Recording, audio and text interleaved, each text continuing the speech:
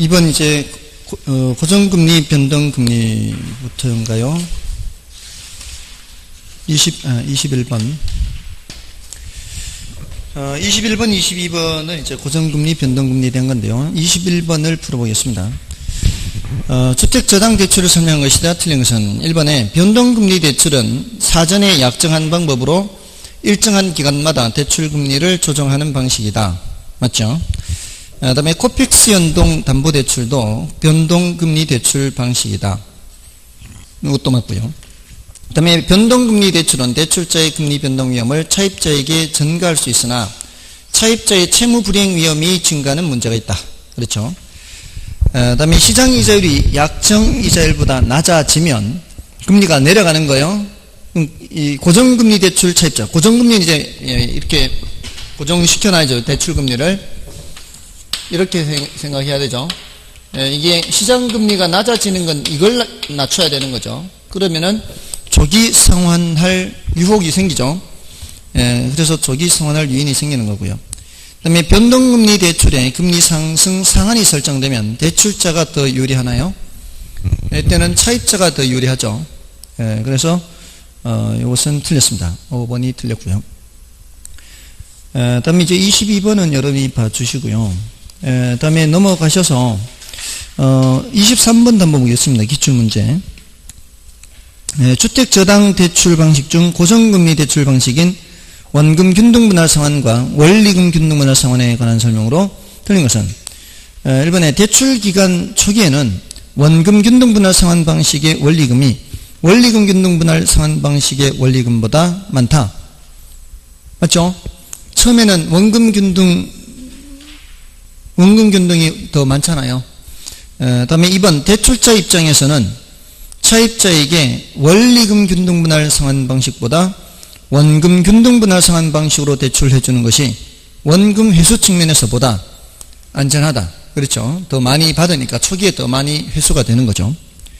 다음에 원리금 균등분할 상환 방식은 원금 균등분할 상환 방식에 비해 대출 초기에 소득이 낮은 차입자에게 유리하다.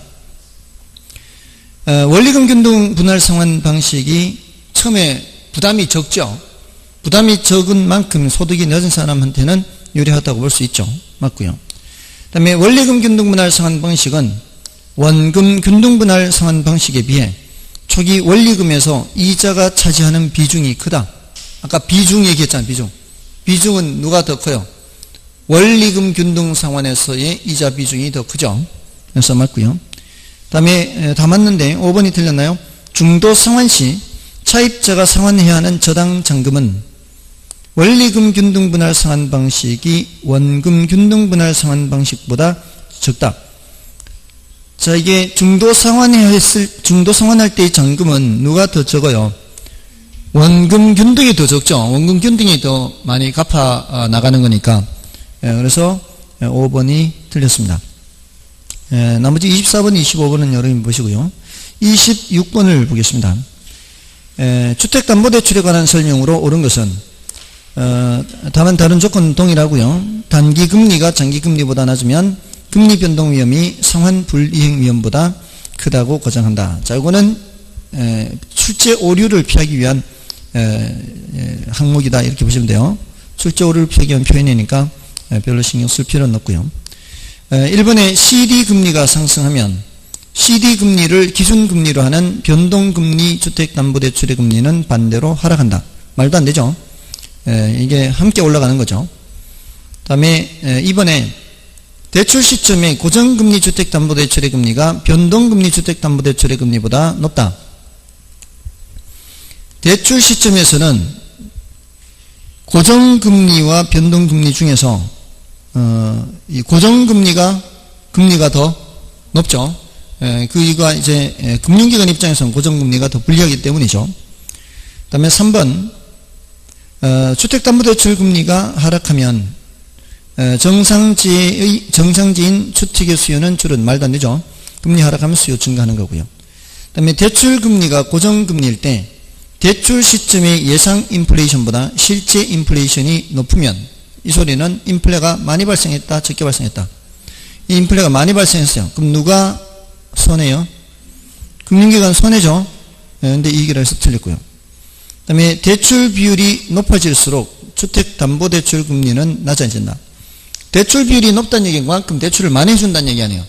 대출을 많이 해줄수록 금리는 높아지는 거죠. 그래서 틀렸고요. 그래서 정답은 2번이 되는 거죠.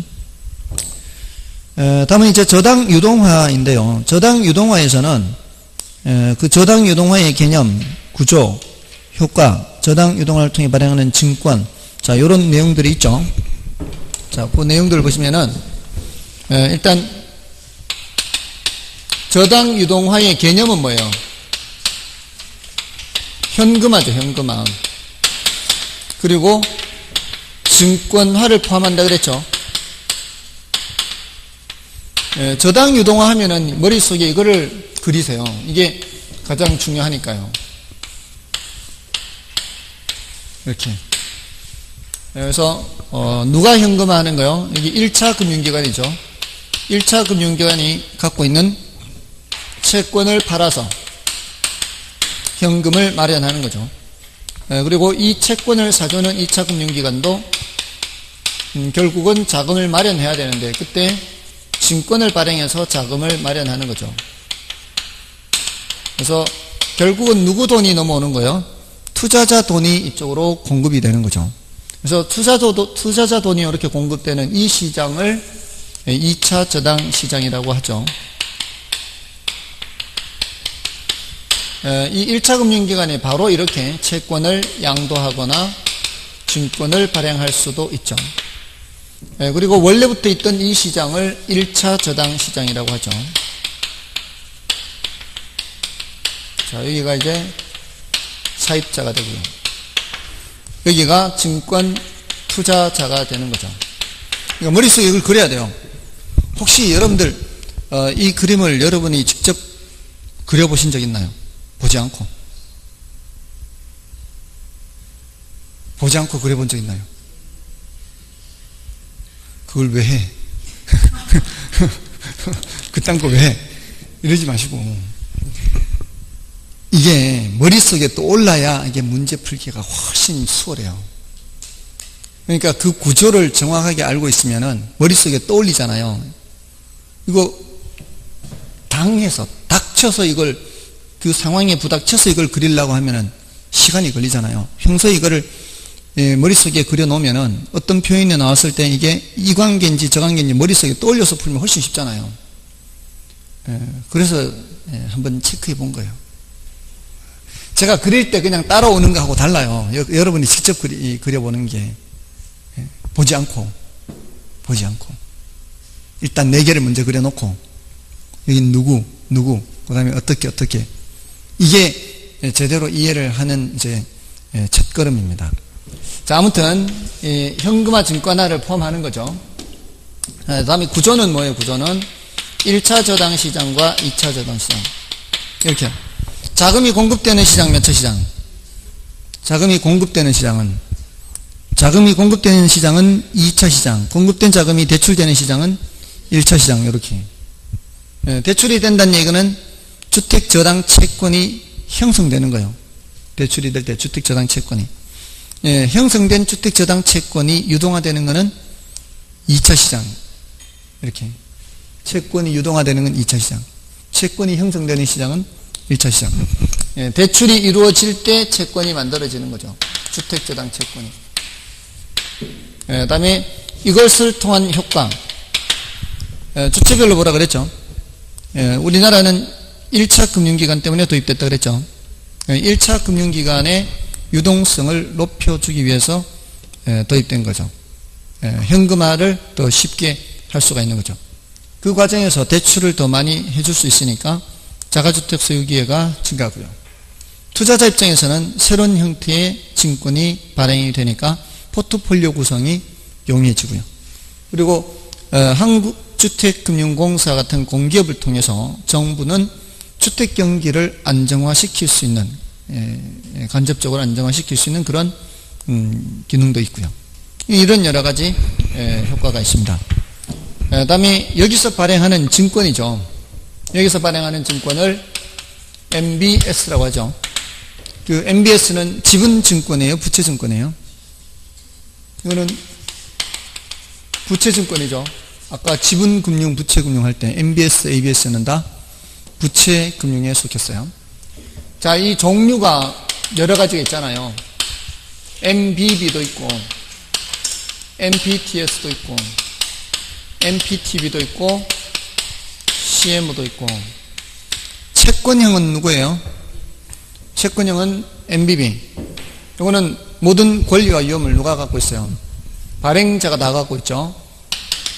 저당 채권 집합의 소유권, 그리고 그 저당 채권에 근거한 원리금 수취권, 이 모두가 누구한테 있다고요?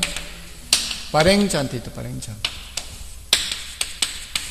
뭐의 소유권이에요? 이 채권이 이 채권, 이 넘어온 이 채권, 이 채권 집합이에요. 채권 집합. 자, 그러면 MBB 소유자는 누구예요? MBB 소유자는 누구예요? MBB 소유자. MBB 소유자는 투자자예요. 투자자. MBB가 증서잖아요. 증서, 증권. MBB라는 증권을 누가 샀어요? 투자자들이 샀다고요. MBB 소유자는 투자자. 이 관계를 분명히 해야 된다고요. 그러니까 MBB라는 게 일종의 차용 증서라고요. 그러니까 MBB를 샀다는 얘기는 MBB를 갖고 있다는 얘기는 투자자들이 2차 금융기관한테 돈을 빌려준 거예요. 채권형이에요. 채권형. 됐나요? MBB 소유자는 여기에서 이쪽으로 돈을 빌려준 그 채권을 갖고 있는 거예요. MBB를 소유한다는 얘기가 됐나요? 그럼 여기에서 이 채권 채무 관계에서는 누가 채권을 소유하고요? 2차 금융기관 발행자가 소유하고 모저당 채권 집합의 소유권은 누구한테 있고 2차 금융기관한테 있고 발행자한테 있고 MBB는 누가 소유하고 투자자가 MPTS도 누가 소유하고 전부 다 이거는 얘네들은 투자자가 소유하는 거예요.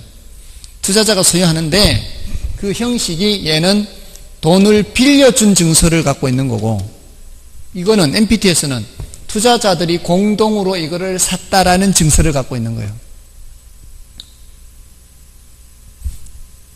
MPTS는 투자자들이 공동으로 이걸 산 거예요. 됐나요? MPTS의 경우에는 이 채권 집합의 소유권이 누구한테 있다고요? MPTS의 경우에는 투자자한테 있다고 했습니다. 채권 집합 소유권이. 그걸 많은 사람들이 공동으로 소유하고 있는 거예요. 공동으로 소유. 됐나요? 됐죠? 그러니까 MPTS를 소유한다는 얘기는 이 채권 집합을 투자자들이 공동으로 소유한다. 이걸 의미하는 거예요. 갖고 있는 그 증서의 비율에 따라서. 자, 그래서 얘는 지분형이라고 하는 거죠. 이거는 채권형. 전부 다 투자자들한테 다 넘어간 거고요. 이거는 혼합형이죠. 이것도 혼합형. 이거는 기본적으로 소유권은 누구한테 있다 그랬어요? 발행자한테. 뭐를 넘겨준 거예요? 원리금 수취권을 넘겨준 거죠. 자, MBB의 경우 수익률이 높아요, 낮아요? 증권 수익률이 낮죠? 왜냐하면 이 권리를 발행자가 갖고 있으면서 위험도 누가 부담하고 있어요? 발행자가 부담하고 있기 때문에 그만큼 투자자 입장에서는 안전해요. 상대방이 다 위험을 부담하고 있으니까. 그러니까 수익률이 낮습니다. 근데 MPTS는 수익률이 높죠. 이거는 중간 정도라고 볼 수 있는데 CMO의 경우에는 일률적으로 말할 수가 없다 그랬어요.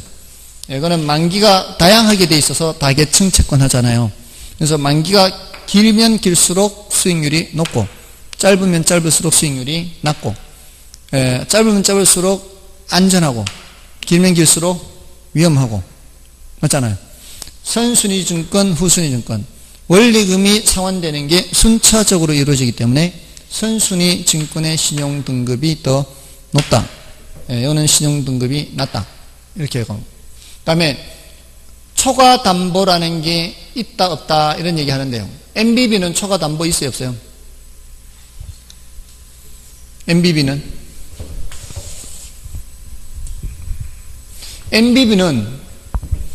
투자자들이 2차 금융기관한테 돈을 빌려주는 거라 그랬잖아요. 그럼 얘네들은 돈을 빌린다는 얘기 아니에요.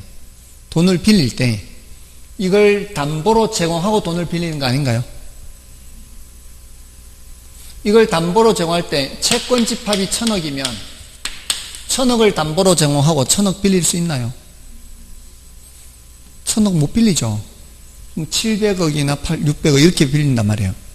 그 1,000억과 빌리는 금액의 차이를 초과 담보라고 한단 말이에요. 돈을 빌릴 때는 초과 담보가 설정돼 있어야 돼요? 없어도 돼요? 있어야죠. 그러니까 MBB는 초과 담보가 설정돼 있어야죠. MBB의 경우에는 MBB를 발행할 때는 이 말이에요.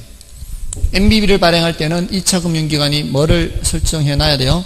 초과 담보를 설정해 놔야 돼요. 안 그러면 누가 돈을 빌려주려고 그러겠어요? 근데 MPTS는 이 채권 집합을 그냥 통째로 투자자들이 사는 거잖아요. 그럴 때는 굳이 초과 담보란 말이 있을 필요가 없는 거죠. 됐나요? 그런 얘기. 다음에 콜 방어, 이건 좀 어려워요. 콜이라는 것은 발행자가 부르는 거예요. 발행자가 부른다는 얘기는 조기 상환하겠다는 뜻이에요. 근데 MBB는 조기 상환할 수 없게끔 설정이 되어 있단 말이에요.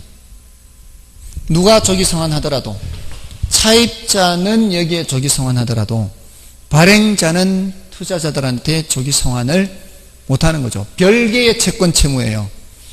투자자와 발행자 사이의 채권 채무 관계는 MBB에 표시가 되어 있고, 2차 금융기관과 이 차입자들의 채권 채무 관계는 처음에 쓴 그 계약서, 그게 이제 이쪽으로 넘어온 거잖아요. 물론 계약서를 채권이라고 하는 건 아니지만 그 서류가 이쪽으로 다 넘어온 거란 말이에요. 그래서 여기서는 조기 상환을 하더라도 여기서는 조기 상환을 못해요. 그 소리가 이 발행자가 콜을 못한다 이 뜻이에요. 발행자가 콜을 못한다 이 소리가 투자자 입장에서는 콜을 방어한다 이렇게. 그러니까 MBB는 콜 방어가 된다 안 된다? 된다. 콜 방어가 된다. MPTS는 콜 방어 된다 안 된다? 안 된다. 이 정도입니다. 이 정도. 그러니까 여기가 주로 출제되니까 요걸 위주로 쓰시고, 초과 담보 또는 콜 방어, 이건 난이도가 좀 높다 이렇게. 자, 이제 문제를 좀 풀어 보겠습니다. 1번부터 보겠습니다. 저당 유동화에 관한 다음 설명 중 옳은 것은 1번에 저당 유동화란 저당 금융 차입자와 저당 그 금융기관 사이에서 저당 채권이 형성되는 것을 말한다. 이 저당 채권이 형성되는 것을 말하는 것은 유동화가 아니죠. 1번 틀렸고요. 그 다음에 저당 유동화 구조 중 주택 구입자금 차입자에게서 증권의 투자자에게로 갈수록 수익률이 높아져야 투자자들이 증권에 투자할 것이다. 맞나요? 이쪽으로 갈수록 수익률이 높아져야 투자할 것이다. 이쪽으로 갈수록. 그렇지는 않아요. 수익률이 낮아지더라도, 근데 낮아지는 게 보통이죠. 왜냐하면은 여기에서 뭐가 발생해요? 수수료, 관리비, 이런 비용이 발생한단 말이에요. 그러니까 이렇게 수익률이 낮아지더라도 투자자들의 뭐를 만족시킬 수 있다면, 투자자들의 요구 수익률을 만족시킬 수 있다면, 그러면은 증권에 투자할 수 있는 거죠. 그래서 2번 틀렸고요. 그 다음에 3번에 저당 유동화를 통해 주택 수요자들은 보다 많은 사람들이 자금을 대출받을 수 있으며 1차 금융기관은 자금 대출의 고정화 현상을 완화하여 자금의 단기 조달 및 장기 운용에 따른 유동성 문제를 해결할 수가 있죠. 맞고요. 이 3번이 옳은 편이네요. 그 다음에 4번에 저당담보증권은 주택저당 채권을 담보로 발행하는 증권이며 전형적인 지분증권에 해당한다. 부채증권이잖아요. 이거. 틀렸고요. 그 다음에 저당담보증권에 투자하는 투자자 입장에서는 기존의 자산 포트폴리오보다 다양한 포트폴리오를 구성할 수 있으며 개별 저당을 직접 구입할 경우보다 수익률이 높아지는 장점이 있다. 개별 저당을 직접 사는 게 훨씬 더 수익률은 높죠. 대신 위험도 안고 있어야 되는 거죠. 됐나요? 네, 그래서 틀렸고요. 다음에 2번도 함께 보겠습니다. 저당 유동화 제도를 통해 얻을 수 있는 기대 효과에 대한 설명으로 틀린 것은 1번에 주택금융기관은 채권 매각으로 현금을 확보함에 따라 자기자본 비율을 안정적으로 유지할 수 있다. 채권은 위험자산이죠. 부도가 날 수 있어요. 채무 불이행이 발생할 수 있잖아요. 근데 현금은 안전하죠. 그래서 채권을 현금으로 바꾸면은 안전자산의 비중이 커져서 자기자본 비율을 키울 수가 있어요. 높일 수 있어요. 그래서 맞는 말이고요. 그 다음에 주택자금의 공급 확대로 인하여 간접적으로 주택건설 산업을 활성화할 수 있다. 이것도 가능한 얘기죠. 그 다음에 일반적으로 1차 금융기관의 대출금리가 저당 1차 금융기관의 대출금리가 여기입니다. 이거. 그러니까 머릿속에 이걸 떠올려야 되는 거죠. 아, 여기서의 금리네. 이렇게. 여기서의 금리네. 이 금리가 저당 채권을 한국주택금융공사에 매각할 때의 금리보다, 이쪽에 매각할 때의 금리보다 여기가 높겠어요, 낮겠어요? 여기가 더 높겠죠, 당연히. 이쪽으로 갈수록 비용이 발생하니까. 근데 낮다라고 돼 있잖아요. 그래서 3번 틀렸네. 그 다음에 4번에 차입자 생활 능력으로 볼 때 연간 소득 대비 주택가격 비율이 클수록 이 제도가 정착되기 어렵다.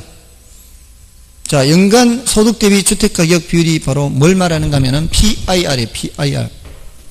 PIR. 주택가격이에요. 주택가격. 프라이스. 연소득. 인컴. 프라이스 인컴 레이쇼. 비율이요. 이게 높다면은 뭘 뜻하는 거예요? 소득에 비해서 주택가격이 너무 비싼 거죠. 이러면은 이런 유동화 제도가 아무리 활성화되어 있어도 대출받기 쉽지 않겠죠. 이번 휴가 기간에 서울을 갔어요. 저는 서울 사람들 다 바깥으로 나갈 줄 알고 조용한 서울 구경하려고 근데 다들 안 갔더라고. 굉장히 복잡했어요. 코엑스 가고 또 롯데월드 갔는데 사람이 너무너무 많은 거예요. 더우니까 전부 다 실내로. 근데 강남이잖아요. 이제 촌놈 이제 서울 구경하는 거 아니에요. 우리 애하고 이제 처제는 식구하고 이렇게 다니는데 그 강남에 제 애가 벌써 이제 눈이 희둥거려지는 거예요. 외제차 대리점이 막 질비하게 있거든요. 여기서는 전혀 볼 수 없는 여기는 봐도 외제차 이렇게 돌아다니는 외제차만 보지 대리점 못 보잖아요. 그건 막 질비하게 있어요. 질비하게 외제차 대리점이. 거기에다가 아파트가 멀리서 보니까 이렇게 성냥갑 쌓아놓은 것처럼 조그만 이 아파트가 타닥타닥 붙어 있는 게 그렇게 많은 아파트가 제가 그랬어요. 애한테 저거 전부 다 10억 넘는 거다 저거. 한 칸 한 칸이 다 10억이 넘는 거다 저거. 맞잖아요. 그긴 다 10억 넘어요. 엊그제 뉴스에 나왔잖아요. 아파트 25평짜리 16억.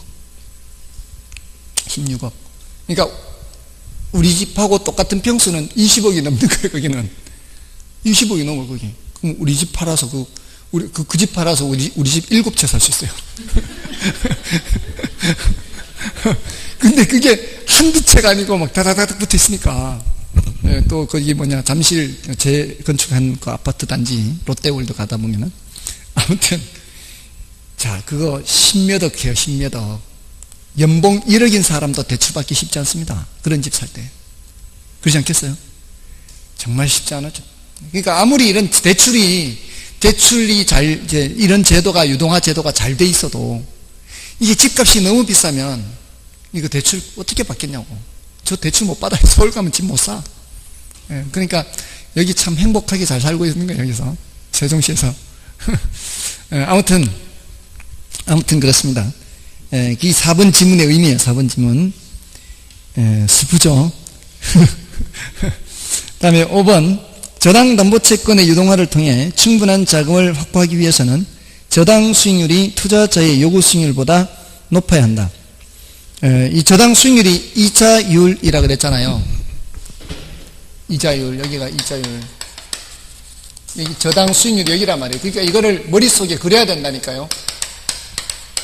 이게 머릿속에 그려야 이게 위치가 딱 머릿속에 따다닥 해야 이게 이 투자자들의 요구 수익률보다 높아야 이게 유지가 되는 거죠. 이 구조가 성립할 수가 있는 거죠. 됐나요? 이렇게 낮아지더라도 투자자의 요구 수익률을 충족시킬 수 있을 만큼. 자, 그래서 정답은 3번이었고요. 그 다음에 넘어가시면은 이제 3번은 여러분이 봐주시고 4번 문제를 보겠습니다. 자, 4번에 다음 중 저당담보증권에 관한 설명으로 틀린 것은 1번에 저당담보증권이란 저당대출기관, 저당회사, 기타 기관 투자자들이 자신들이 설정하거나 사들인 저당을 담보로 해서 발행하는 증권이다. 이게 맞는데요. 이 발행자가 2차 금융기관만 하는 것은 아니에요. 1차 금융기관도 발행할 수가 있고요. 외국의 경우에는 이런 발행을 전문으로 하는 회사도 있어요. 저당회사. 그러니까 이론적으로는 그렇게 얼마든지 얘기를 할 수가 있습니다. 1번 옳은 편이고요.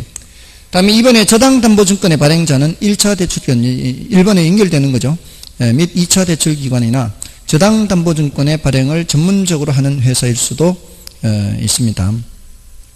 그 다음에 부채증권이란 부채금융을 얻기 위해 발행하는 증권을 의미한다. 그 다음에 저당담보증권은 지급이 보증되며 시장에서 쉽게 유동화될 수 있는 장점이 있다.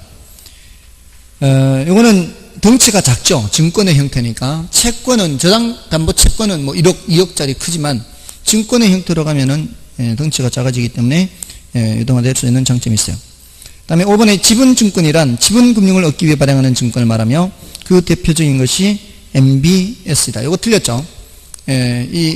MBS는 부채증권이잖아요. 그래서 정답은 5번이고요. 다음에 넘어가셔서 이제 MBB, MBTS, MBS, 자, 요거 여러 개가 있는데요. 자, 5번, 6번 중에서는 5번을 풀어보겠습니다.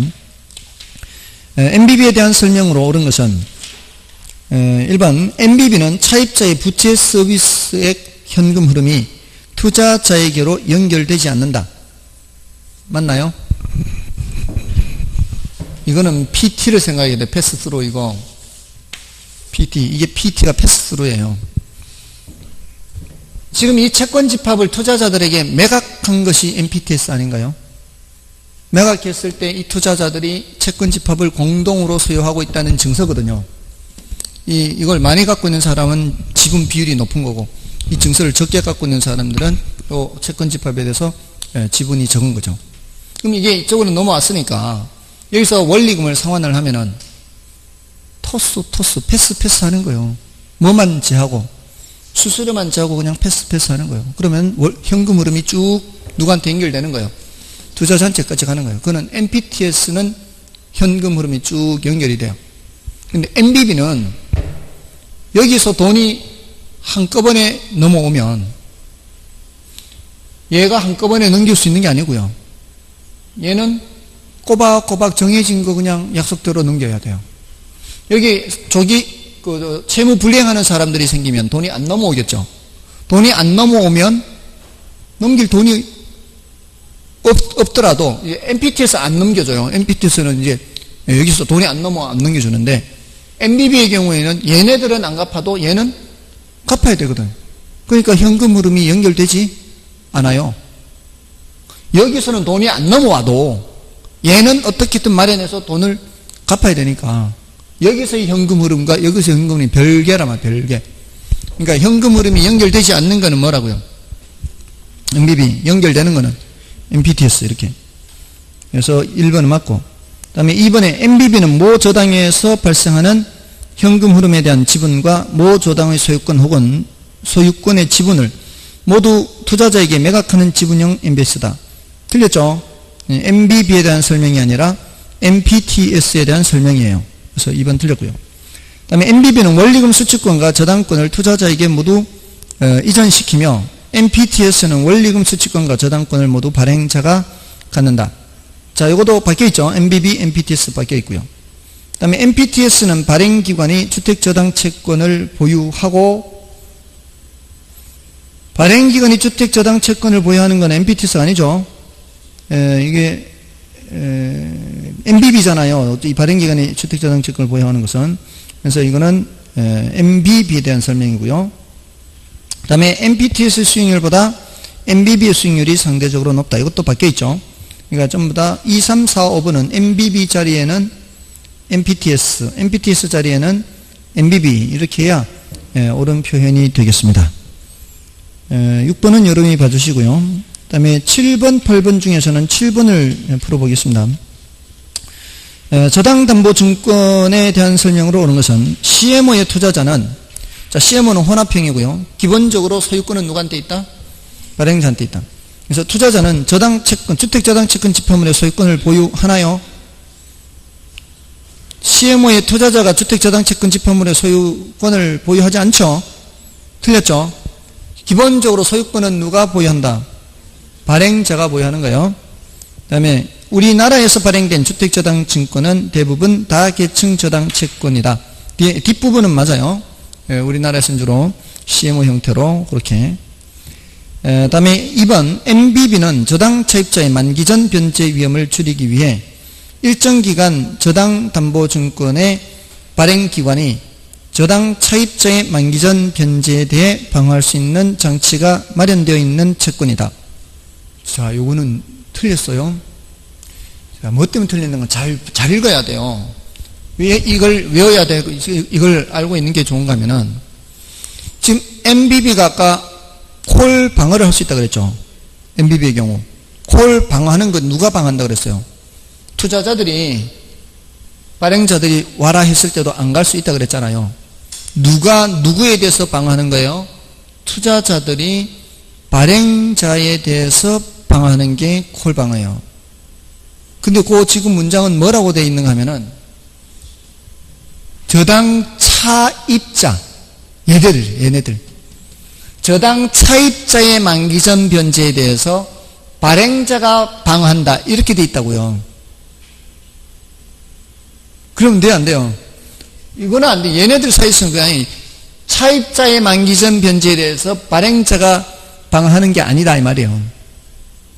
여기서는 조기상환할 수 있습니다. 여기서 방어하는 거예요. 여기서. 아시겠죠? 그럼 어떻게 바꿔야 돼요? MBB는 발행자의 만기전 변제, 투자자의 만기전 변제 위험을 줄이기 위해, 발행자죠. 발행자가 만기전 변제하는 위험을 줄이기 위해서, 발행자가 만기전 변제하는 위험, 누구 입장에서? 투자자 입장에서. 그걸 줄이기 위해 일정 기간 저당담보증권의 발행기관이 저당차입자의 만기전 변제에 대해 방어하는 게 아니라 저당담보증권의 투자자가 누구의 만기전 변제? 발행자의 만기전 변제에 대해 방어할 수 있는 장치, 이렇게 해야 돼요. 됐나요? 저당담보증권의 투자자가 누구의 만기전 변제에 대해서, 발행자의 만기전 변제에 대해서 방어한다 이렇게 해야 된다고요. 그래서 2번 틀렸고요. 그 다음에 3번은 MPTS란 지분형 주택저당증권으로 관련 위험이 투자자에게 이전된다. 이 3번은 옳은 표현이죠. 3번이 옳은 거네요. 그 다음에 4번에 저당대출원리금 이체채권 MPTB는 주택저당채권 집합물의 소유권은 투자자에게 이전되지만 원리금 수취권은 발행자가 가진다. 소유권은 기본적으로 누구한테 있어요? 발행자한테 있죠. 그래서 바뀌어 있죠. 투자자와 발행자 바뀌어 있어요. 그 다음에 지분형 증권은 투자자에게 조기상환 위험과 이절 위험이 전가되는 것으로, 이건 다 맞죠? MPTS는 모두 다 투자자에게 넘어가요. 투자자는 다른 MBSB에 높은 위험을 보유하게 되며 채권형인 MBB보다는 높은 이자가 지급돼야 되죠. 그래서 틀렸습니다. 정답은 3번이었고요. 8번은 여러분이 봐주시고요. 9번을 볼까요? 9번. 주택금융에 관한 설명으로 옳은 것은 1번 주택저당채권 담보부채권의 투자자는, MBB 투자자는 대출금의 조기상환에 따른 위험을 부담한다. 투자자는 부담하지 않죠. MBB는 발행자가 모든 권리와 위험을 다 부담하는 거잖아요. MBB는 발행자가 모든 권리와 위험을 다 갖고 있는 거예요. 그래서 1번 틀렸고요. 다음에 2번 다른 조건이 동일할 때 변동금리 주택담보대출의 조정주기가 짧을수록 금리 변동 위험을 금융기관이 더 많이 부담하게 된다. 조정주기가 짧을수록 차입자에게 더 많이 전가하는 거죠. 맞나요? 금리 조정주기가 짧을수록 더 많이 전가하는 겁니다. 틀렸어요. 그 다음에 금리 상한 변동금리 주택담보대출은 차입자가 채무 불이행할 위험이 커진다. 아니죠. 금리 상한이 됐으면 채무 불이행 위험이 작아지는 거죠. 그래서 틀렸고요. 그 다음에 한국주택금융공사는 장기 모기지론에 소요되는 자금을 정부 출연기금을 통해서 조달하고 있다. 이것도 틀렸네요. 이게 뭐예요? MBS 발행해서 자금을 조달하는 거죠. 그래서 틀렸고요. 그 다음에 다계층 저당 증권에서 선순위 증권의 신용등급은 후순위 증권의 신용등급보다 높다. 5번이 정답이 되겠네요. 그 다음에 이제 10번은 여러분이 봐주시고요. 넘어가셔서 기출문제에서는 13번을 하나 더 보겠습니다. 자, 이것도 이제 MBS에 관한 건데요. 13번에 1번 MPTS 나왔어요. 지분형에 모든 권리와 위험 다 누구한테 넘어갔다? 투자자. 그래서 지분형 증권이기 때문에 증권의 수익은 기초자산인 주택저당 채권 집행물의 현금 흐름, 다른 말로 저당 지불액, 다른 말로 부채 서비스액에 의존한다. 맞죠? 이게 다 넘어갔어요. 이제 이쪽으로 다 넘어갔으니까 여기서부터 넘어오는 저당 지불액이에요. 부채 서비스액. 이게 제대로 넘어와야 되죠. 여기에 현금 흐름이 제대로 이쪽으로 와야 충분한 수익을 얻을 수가 있어요. 이걸 만약에 중간에 못 갚는 이 경우가 생긴다거나 이렇게 해버리면 돈이 안 넘어오겠죠. 그러면 이제 이자 수익을 얻을 수가 없는 거죠. 물론 연체를 하게 되면은 결국에는 이 사람들이 담보로 제공한 주택을 경매 처분하겠죠. 경매 처분해서 제대로 회수가 되어야 그나마 손해를 안 보는 거요. 회수가 안 되게 되면은 그때는 이제 손해를 보게 되는 겁니다. 다음에 2번 MBB의 투자자는 최초의 주택저당 채권 집합물에 대한 소유권을 갖는다. 투자자가 소유권을 갖나요? MBB는 발행자잖아요. 이거 많이 묻는다 했잖아요. 이거 소유권이 누구한테 있느냐. 그래서 그거는 틀렸죠. 그 다음에 CMO의 발행자는 주택저당 채권 집합물을 가지고 발행자가 기본적으로 소유권을 갖는다 그랬죠.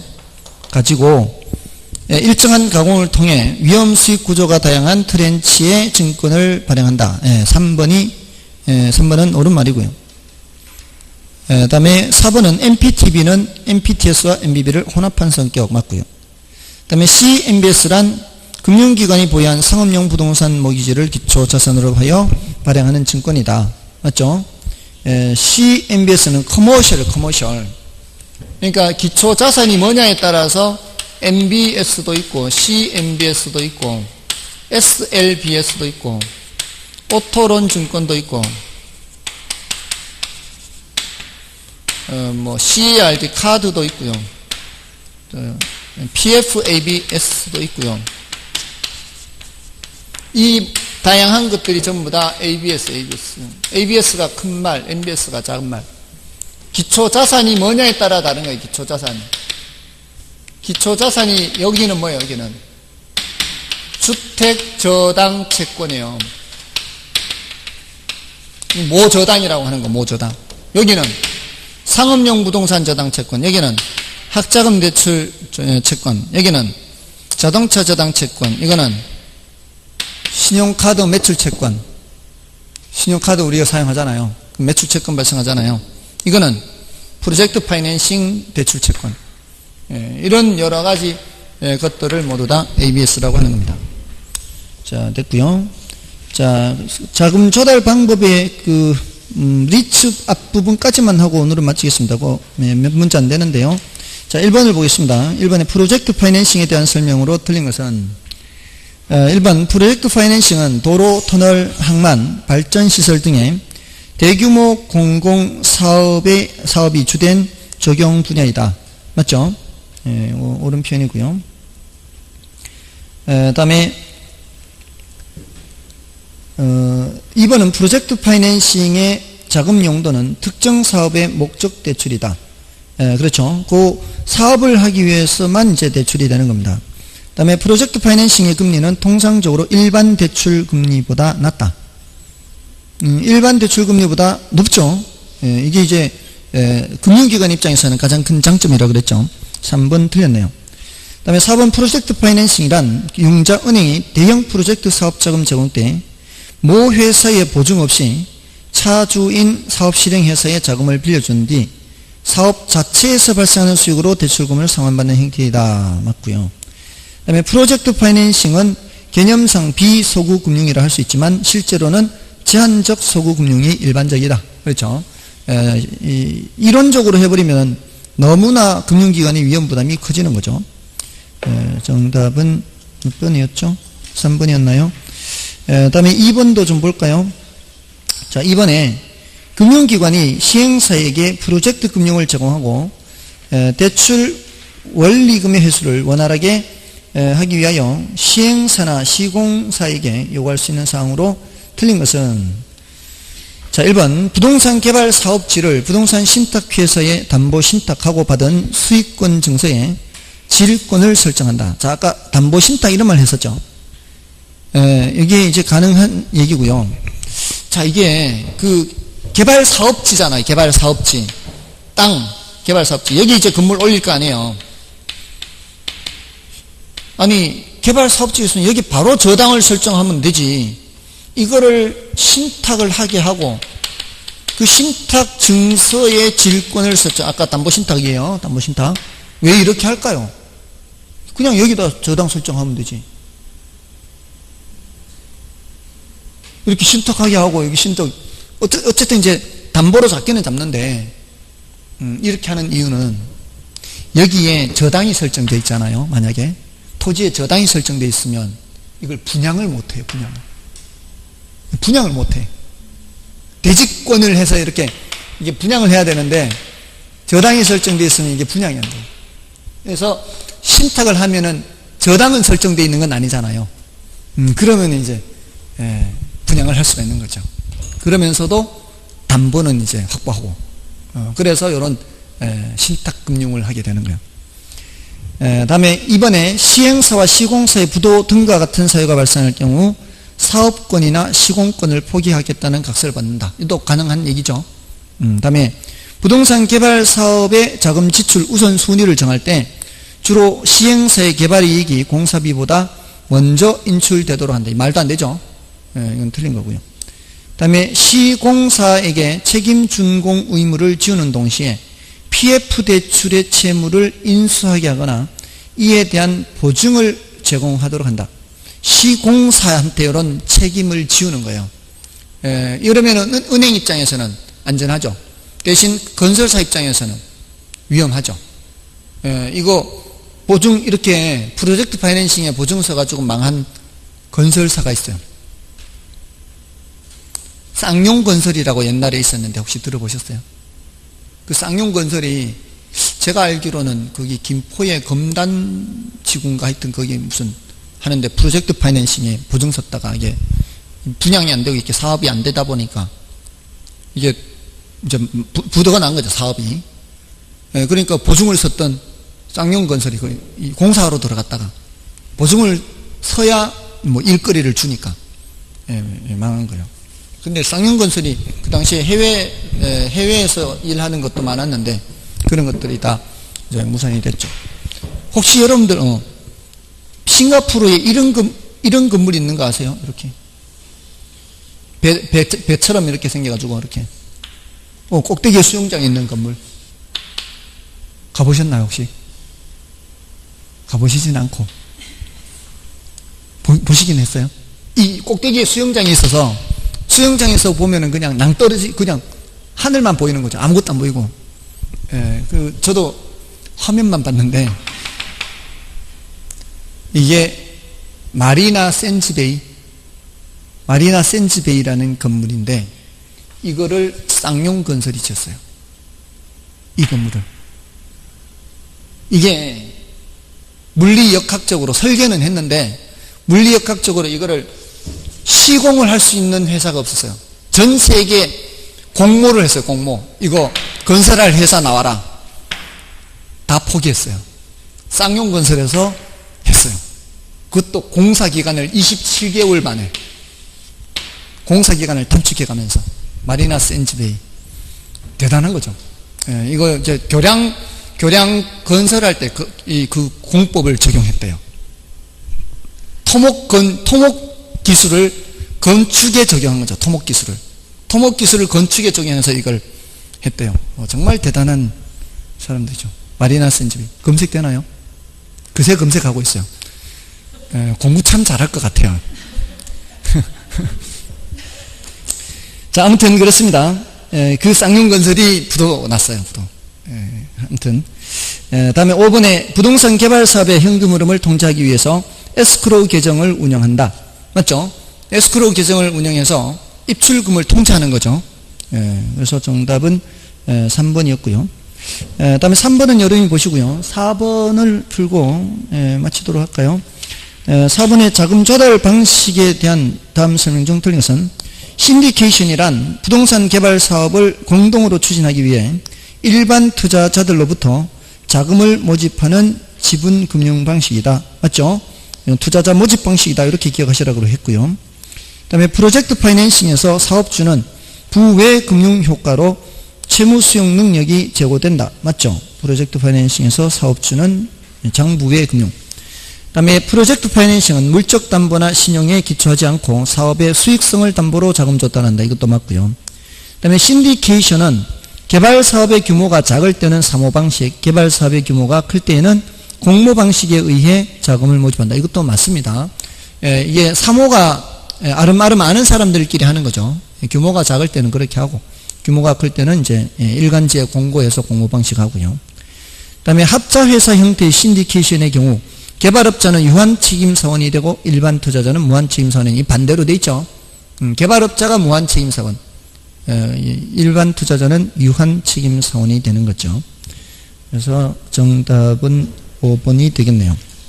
자, 넘어가셔서 그 다음은 이제 리츠와 관련되는 거, 이거는 다음 주에 하도록 하겠습니다. 수고하셨습니다. 감사합니다.